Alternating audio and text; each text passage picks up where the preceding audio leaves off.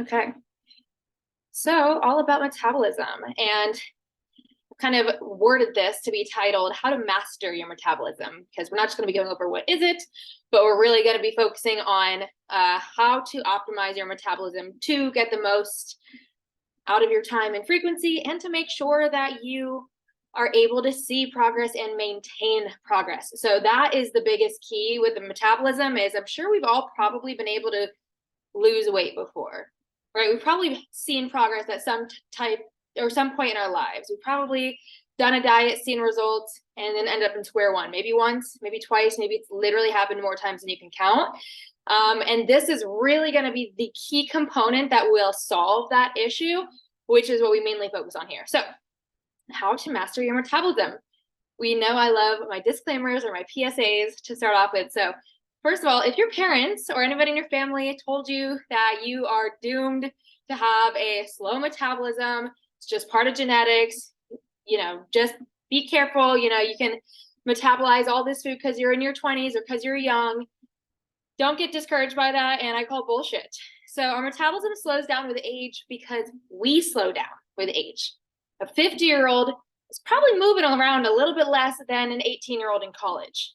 Okay, probably has less muscle mass because we only lose muscle mass, we only lose bone density as we age if we don't do these things that I'm going to go over. So don't let that discourage you, and it's also not a deciding factor. Like, it's not written in your genes. It's always up to your lifestyle habits. Metabolism is the chemical process that it occurs within an organism in order to maintain life. I just always like to reiterate that, to maintain life. So your metabolism is always working for you in order to keep you alive based off of what it thinks you need to stay alive based off of the information that it's getting. When I say that, I mean the movement that you're giving your animal, right? Your body, the food, the calories, the resources, the energy, what's coming in, and what is coming in will dictate where your metabolism is at. So it's not just a random luck of the draw. It's exactly what it needs to keep you alive. So when people say they have a high or fast metabolism, that means they need more calories to maintain their weight. So somebody has a high or fast metabolism. Maybe there's somebody who's eating 3,000 calories, and if they eat anything less, then they just lose weight. Somebody who says they have a slow or downregulated metabolism, those are those people, which I hear a lot of people say, but you feel like you gain weight even just thinking of a cookie or looking at a cookie, or, oh my gosh, I gain 5 pounds if I have one slice of cake. Those are the people who identify with having a slow or downregulated metabolism. So we're going to go over a couple steps. I think there's 4, maybe 5. I didn't count, but 4 or 5 steps in order to master your metabolism. Number 1, and this is number 1 for a reason, building muscle. More muscle equals higher metabolic rate, period. If somebody has more muscle than you, they have a faster metabolism than you. That's just how it works. You with less muscle versus you with more muscle, that one is going to burn more calories at rest. And that's what a metabolic rate is the calories you're burning at rest. So muscle just requires a lot more calories in order to exist, to stay on your body, than fat does. Fat doesn't need calories in order to sustain itself. Muscle does. So it'll just burn through calories just by having muscle without you having to do anything or change anything about your life, which is an increase in your BMR, your basal metabolic rate. Again, how many calories you burn just throughout the day, when you wake up, when you brush your teeth, when you blink, how many calories you burn since we've been on this call. And the people who have more lean muscle mass are burning more calories, therefore can eat more. Okay, and we only get benefits from eating more with our 11 systems in our body, like your digestive system. And I shouldn't say you only get benefits, because obviously there's totally a point where you're overeating and doing more harm than good, but more energy usually means more life force within your body to produce hormones and all the things. Building muscle will always be better than cardio if you are looking to speed up your metabolism, if you're looking to burn more calories at rest, if you're looking to make fat loss easier or just worth your while. I always explain it like a credit card versus a debit card. So strength training is that credit card where you can swipe the card, spend money, get the thing now, and you're building points, and you're building up credit, and your whatever else credit does, I don't even know. That's like not my world of things, okay? And a debit card, you swipe, you spend the money, it's gone. Okay, so we're only burning calories when we're doing cardio, when we're on the treadmill, when we're on that Stairmaster, when we're on the spin bike, whatever it is. But when we're strength training, so not doing HIIT workouts with dumbbells, not doing an Orange Theory or F45 class, when you're properly strength training, following a progressive program, truly training till failure, when you're doing that, of course, you're burning calories in the workout. You can tell if you're wearing a heart rate monitor, your heart rate is probably up just from pushing yourself through intense strength training. But you're now also burning calories afterwards, after that session, just through the muscle tears, rebuilding itself, that feeling of being sore or delayed onset muscle soreness, and then just the result of having that muscle on you. So it's just building and building and really putting that investment in to your fat loss journey. And again, not properly weight training or pushing your strength till failure, you will just only struggle with your metabolism. And if anything, we can be slowing down your metabolism if we're prioritizing only cardio, and you're just putting yourself at a disadvantage. You'll be continuously spinning your wheels. Cardio does have a place. Nothing is wrong with cardio, but if we're looking to increase your metabolism and make weight loss faster and sustainable forever, muscle building is where it's at 100%. The next most important thing is protein. Ideally 1 gram of protein per pound of ideal body weight. And I say that, if we're talking to somebody who's 250 pounds, that doesn't necessarily mean they need to eat 250 pounds of protein.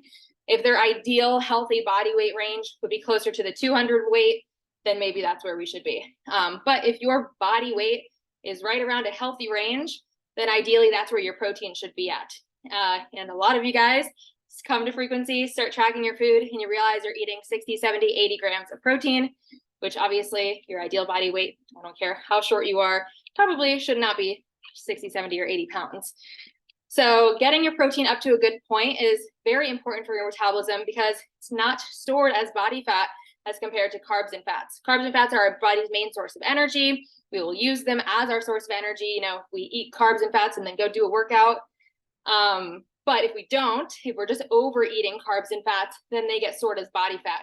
Protein really does not have the tendency to do the same thing. Of course, calories in general equal calories in general, but you're getting a lot more benefits than by prioritizing protein than only prioritizing carbs and fats. It's called the thermogenic effect of food, which is where it takes more calories to digest and break down protein than it does carbs and fats. So literally the calories burned to just eat the protein, digest it in your stomach is burning more than the calories it is that you're consuming. So again, a big reason why protein is so important. Also, number 3, don't do this. Chronic dieting. Also something that I see a lot of clients come to me with is they have been basically dieting forever, whether that was intentional, but maybe they've been trying to lose weight their entire lives, even when they were a kid, or their entire adult lives, or they don't even realize that they're chronically under eating and in a dieting state. Maybe even just the perception of food or what's healthy or fear mongering that, society has put on us has resulted in dieting for way too long. Your metabolism is completely adaptive and is always ever changing. So like I said in the beginning, it's just matching basically what you're putting in. And if you're continuously under eating and under fueling, your metabolism is just going to match that set point. So it's adapting to what you're telling it. If you're under eating, your metabolism is going to be slowed down. So the whole point is to ideally come out of a dieting phase for the majority of the year. I like to look at things within a year, but just your life in general, try not to be in a dieting phase for the majority of your life or a majority of the year. Intentionally is the key word. Intentionally come out of that dieting phase. The more you continue to diet, the harder you diet, and the longer you continue to diet, the slower your metabolism will be due to it being adaptive. Ideally, a fat loss phase should be 3 to 6 months at a time. Once we get past that 6-month mark, that's when we're having diminishing returns. What we're doing is way more harm. We're probably not seeing body fat loss anymore. We're probably feeling constantly bloated, fatigue, maybe missing your period, low energy levels, really moody, strength is down, maybe you're injuring yourself more often, bloating, and slow metabolism, and just dysregulated hormones in general, which these are all questions that were asked or that we ask you in your check-in each week, just to make sure that the internal signs of your body are pointing towards being fueled properly. So all of these things are really good things to check in with yourself each week. And increase your NEAT. This one is pretty overlooked, I feel like, but is super important. And this is way more important than prioritizing a cardio session, you know? So yeah, if we increase cardio, if we do 20 minutes of the Stairmaster 5 times a week, that's definitely going to increase your overall calories burned throughout the day. But what has a much greater effect on your calories burned throughout the day is how you spend all of the time outside of the gym. Your non-exercise activity thermogenesis, all the movement you do outside of your intentional exercise, like fidgeting, walking your dog, taking the stairs, cleaning, shopping. What does that last one say? Just standing in general, like right now, what I'm doing, walking on this walking pad, things like this, just staying walking. But yeah, even just like fidgeting. The more we can stay active, the more that plays such a bigger role than going and doing an Orange Theory class, you know, things like that. It adds up over time. That's like the biggest thing. But also keep in mind that dieting for too long, your NEAT will start to take a hit. So if you've ever been in a serious, real dieting phase, and maybe for too long, or just kind of toward the tail end, maybe even just standing feels exhausting, or just walking feels exhausting, or, you know, taking the dog out, you know, things like that, or you're not fidgeting as much. So yeah, always definitely pay attention to your NEAT. And then last but not least, again, this I would have put as number 1 because I would say this is just as important. And kind of going back to that first question that I asked, have you lost weight before? Have you been through a successful fat loss phase before? Was there ever a time when you went through a big fitness journey and accomplished your dream body? If so, what happened afterwards? You have to have a plan after the diet, or else you will just rebound and potentially worse, because just like we said, when we start eating less, when we start dieting, your metabolism meets you there. So now you have a slow metabolism. So we reach your dream body, go to your wedding or whatever it is that we have, and your metabolism is a little bit slower. You're looking great because you just went through a successful dieting phase. What is your plan after the diet though? Because now your metabolism is set pretty low. So if we just go back to normal, or just, increase food without doing it properly, basically, that's where we can really get into a slippery slope and just stay in this constant hamster wheel cycle. So having a plan afterwards is definitely the most important part. And we want to be able to, the goal is to be able to slowly increase food over time without increasing body fat. That's how we can go through a successful reverse diet. And that's usually sometimes where we start.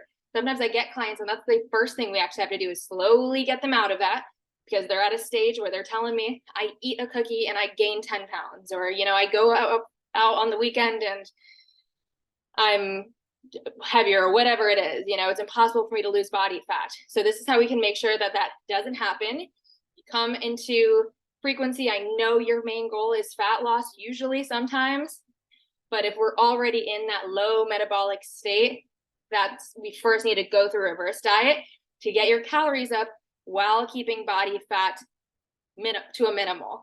That can only be done if it's done correctly, with intention, with tracking over time. More fuel, which is food, which is calories, equals the ability to gain muscle. You are not going to grow your glutes, girl, if you are not eating enough. Things grow when you eat in a surplus. It's not going to grow if you're dieting.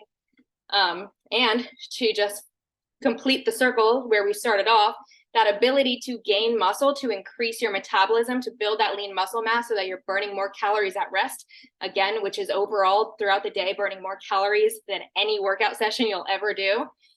That comes from having that lean muscle mass on you. And if you're not eating enough to gain that lean muscle mass, do you see how it kind of all plays a role there? So super fascinating. I love the concept of metabolism because I think it's very overlooked. And I think it's kind of like a buzzword that people maybe aren't sure exactly what it means, but it is super important on your journey. So there it is. There's my presentation. Any questions, comments, concerns, anything you can relate to, anything you found interesting?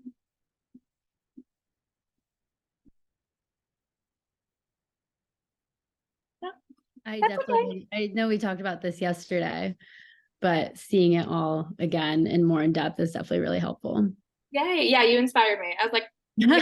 I know. I was like, I just talked about this yesterday. Yeah, I love doing that. So yeah, make sure you guys ask questions, book calls and whatnot. Whenever I see that there is a topic that could be relevant to you guys, that's when I like to make a little presentation about it. So yeah, good. I'm glad that that kind of laid it out. And of course, that was kind of just the tip of the iceberg. You can really dive deep with metabolism, but hopefully that kind of gives you an idea of why we do things too. You know, like I came here to lose body fat. Why does she have me strength training? Like that's going to make me big and bulky, right? Oh man. So yeah, all right, guys. Well, thanks so much for showing up on this lovely whatever day it is, Thursday evening. And I'll see you next week. Bye.